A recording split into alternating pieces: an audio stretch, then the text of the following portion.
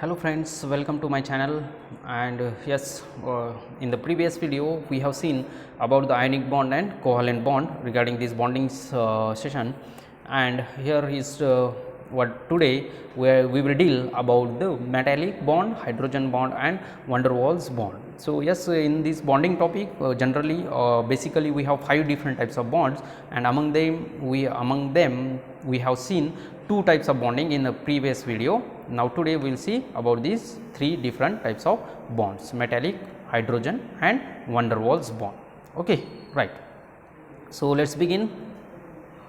Metallic bond, this particular bond is generally forms because when we are talking about atom, so whatever may be the electrons which are very far away from the nucleus, that means what, when we are talking about the outermost shell electrons which are having little bit low interaction or little bit weak interaction with our nucleus, those electrons can be, or we can say those electrons are loosely bonded with the nuclei. So those electrons are considered as the valence electrons, and in metals such electrons are more because they are the electrically good conductor, and such electrons can combine a cloud or can form a sea or a ocean of such valence electrons, and those valence electrons are responsible for this particular type of bonding. We call it as metallic bonding. So generally, obviously by the name itself we can say this bonding is more present in metals only, because metals have more number of valence electrons and those electrons are loosely bonded with the nuclei,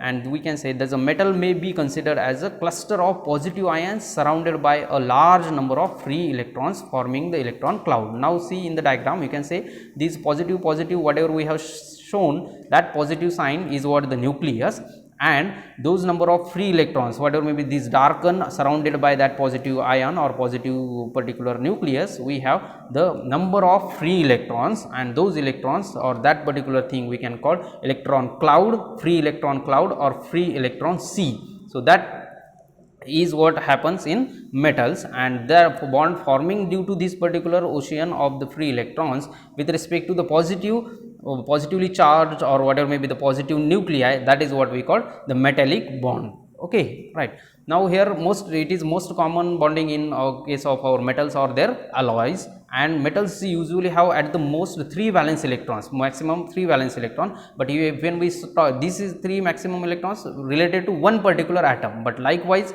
we have several number of atoms, and therefore we can say yes. So this particular metal having maximum number of 3 free electrons or free valence electrons, but that is corresponding to one atom, and likewise we have so many n number of atoms, and those particular 3 electrons which are having loosely bonding or which are having loose interaction with the nuclei are forming a metal are forming a electron cloud, electron sea through, and that electron sea we can say it is moving through a entire metal.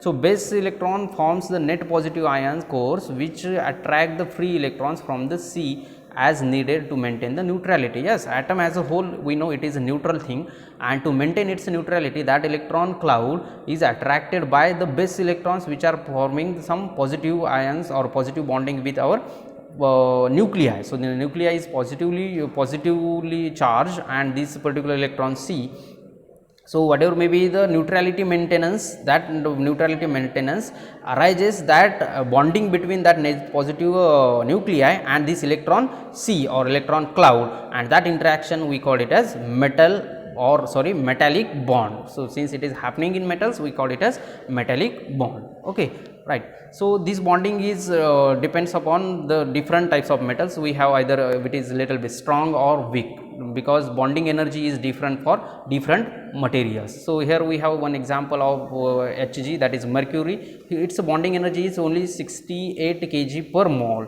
and when we are talking about the tungsten, its bonding energy will be 850 kilojoule per mole or per molecule. That means what, depends upon the different types of metals, we have different types of bonding energy, and that means what, yes, obviously here we will have the different types of yes.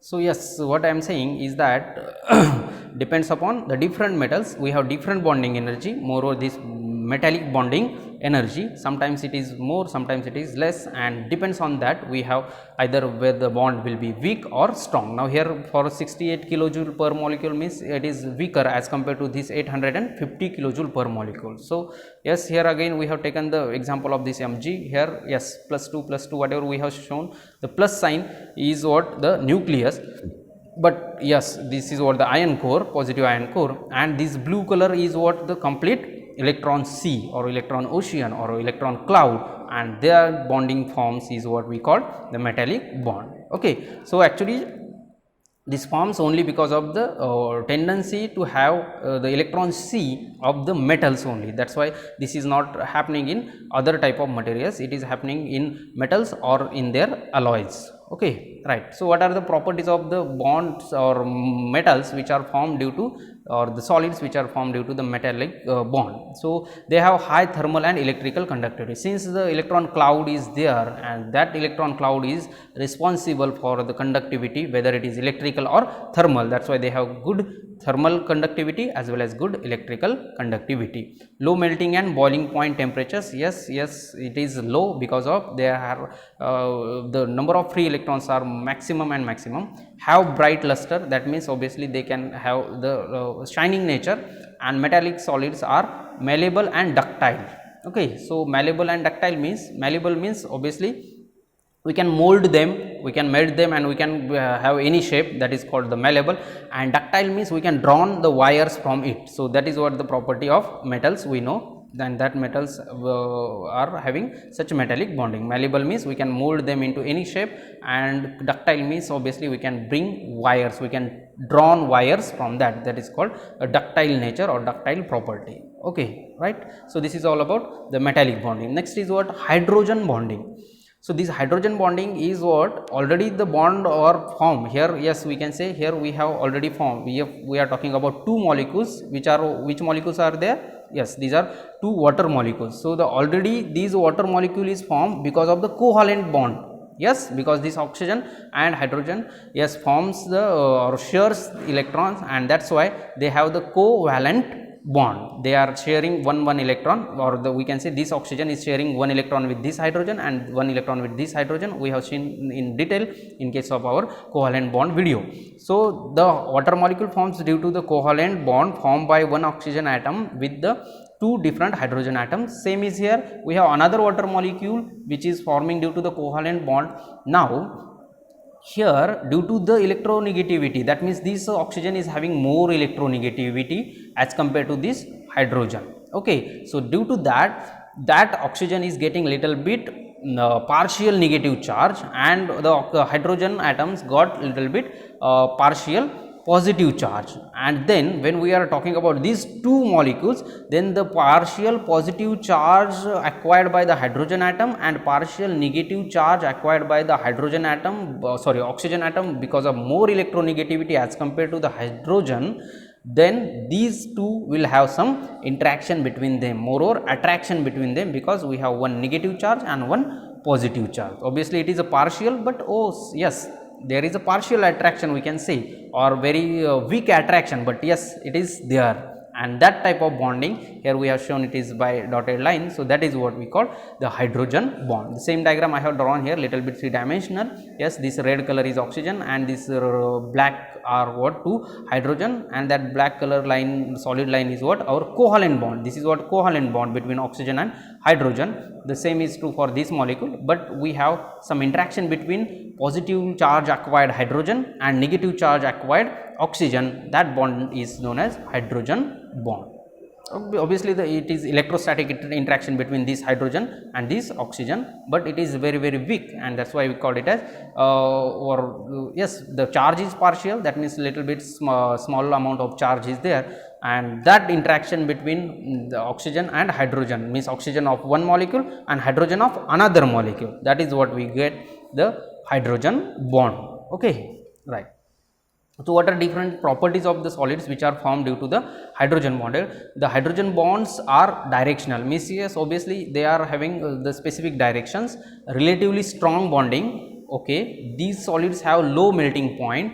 no valence electrons, hence good insulators, because there are no any valence electrons, because when we are talking about the covalent bond, oxygen has shared two electrons with two different hydrogen atoms, and there is no question about the valence electrons. Whatever maybe the valence electrons are engaged, and therefore they are generally the good insulators. No valence electrons means they does not carry electricity, they does not carry the thermal energy, that's why they are good insulators. Soluble in both polar and non-polar solvents, they can be soluble in both the solvents easily, and they are transparent to light. Generally these solids which are formed due to the hydrogen bond are transparent to light, and yes, example is our water molecule and ammonium molecule. Okay, right, this is about hydrogen bond. And next one, or the last bonding, is van der Waals bonding. So the first word I have written here, you can see weak and temporary bond. It is not a permanent bond, and that's why it is little bit weak. Between the molecules of the same substance are known as the van der Waals bond. So molecules of the same substance, right? So again here we have three different types of the van der Waals bonds: dipole-dipole bond, dipole-induced dipole, and dispersion bond. So first of all we will see what are the van der Waals bond. We are not interested in its type, but what is exactly the van der Waals bond. Here we can see first of all simple example of HCl.